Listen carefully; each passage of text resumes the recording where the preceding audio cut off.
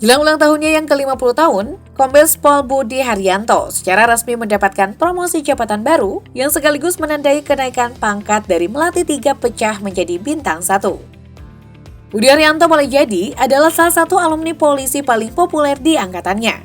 Saat menjabat sebagai Kapolrestabes Makassar, ia dinilai sukses membasmi maraknya geng motor yang kerap meresahkan kota terbesar di kawasan timur Indonesia tersebut.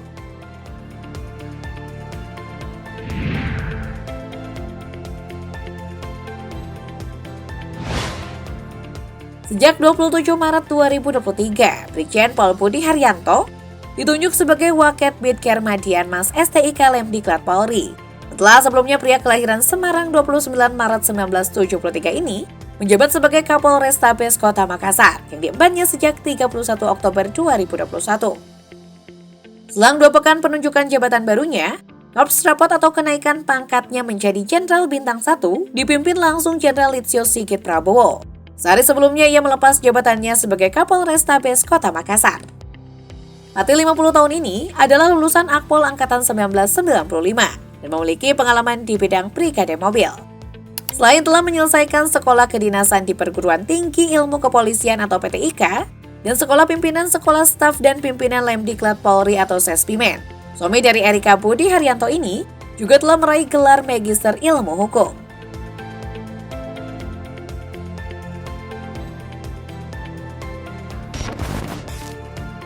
Sebelum Budi dimutasi ke Makassar, ia menjabat sebagai Kepala Subdirektorat 5 Direktorat Tindak Pidana Tertentu Badan Reserse Kriminal Polri.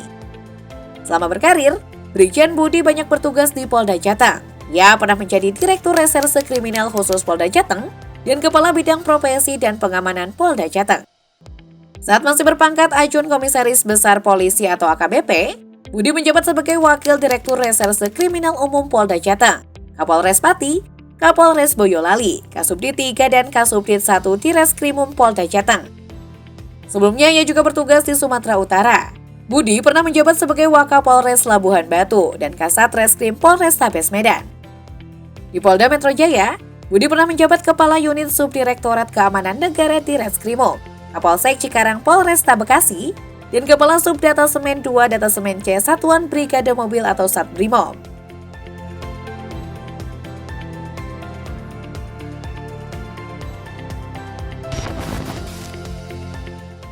Saat menjadi pimpinan Polrestabes Makassar, Brigjen Budi dinilai sukses menanggulangi maraknya geng motor yang meresahkan di kota berjuluk Angin Mamiri tersebut.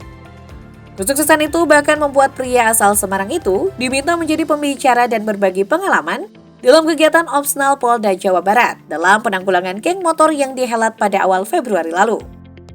Dalam paparannya, ada 3 pola yang diterapkan oleh Polrestabes Makassar dalam menjaga pemeliharaan keamanan dan ketertiban masyarakat atau Harkamtibmas di ibu kota Provinsi Sulawesi Selatan tersebut.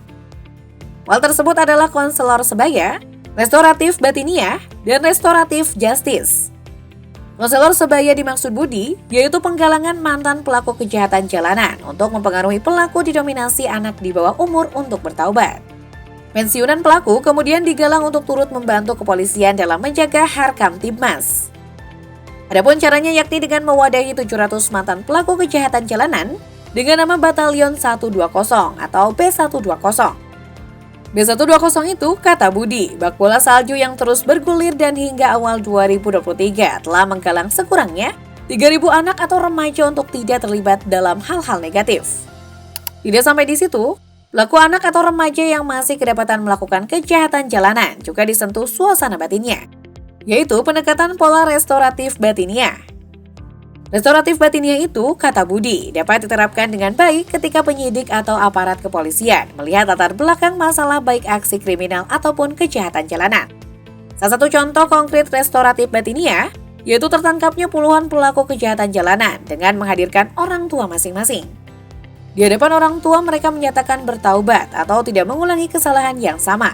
Sementara restoratif justice yang digalangkan oleh Kapolri Listio Sigit Prabowo adalah penyelesaian persoalan di masyarakat tanpa harus dibawa ke meja hukum.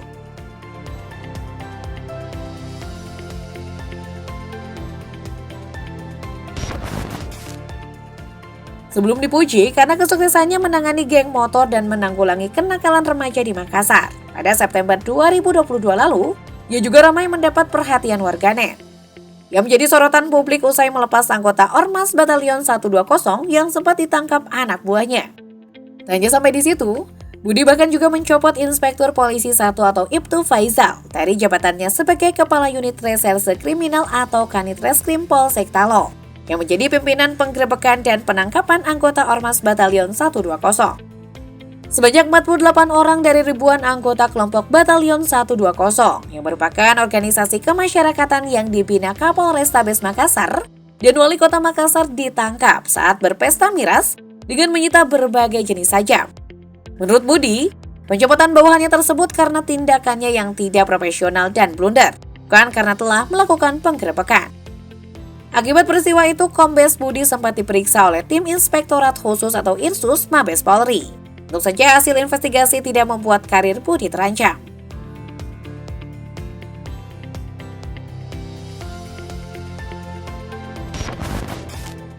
Berdasarkan LHKPN KPK, harta kekayaan Brigjen Budi Haryanto ternyata berkurang dibanding awal menjabat sebagai Kapolrestabes Makassar.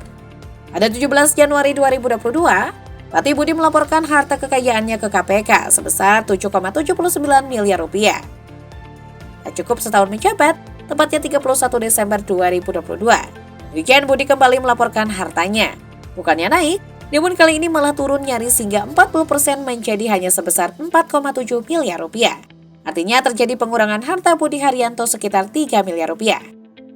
Meski berkurang, namun Brigjen Budi masih lebih kaya dari Kapolrestabes Makassar yang baru, Ngajib yang mencapai 1,2 miliar.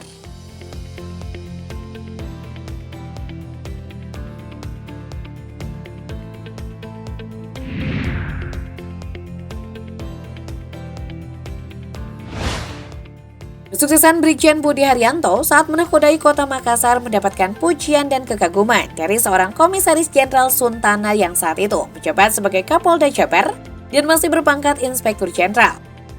Meski memiliki pangkat yang lebih tinggi, Irjen Suntana rupanya tak segan untuk bertanya dan belajar dari juniornya tersebut mengenai penanganan geng motor yang sukses diatasi oleh Brigjen Budi. Saat bertugas di Makassar, ia juga dikenal sebagai sosok humanis. Ia kerap memberikan bantuan bagi anggota kepolisian dan masyarakat yang membutuhkan. Ia misalnya pernah memberikan hadiah rumah serta pengobatan gratis untuk Aibtu Jamaluddin yang 3 tahun belakangan mengalami stroke. Tak heran setahun menjabat di Makassar, kekayaannya bukannya bertambah tapi justru kian berkurang.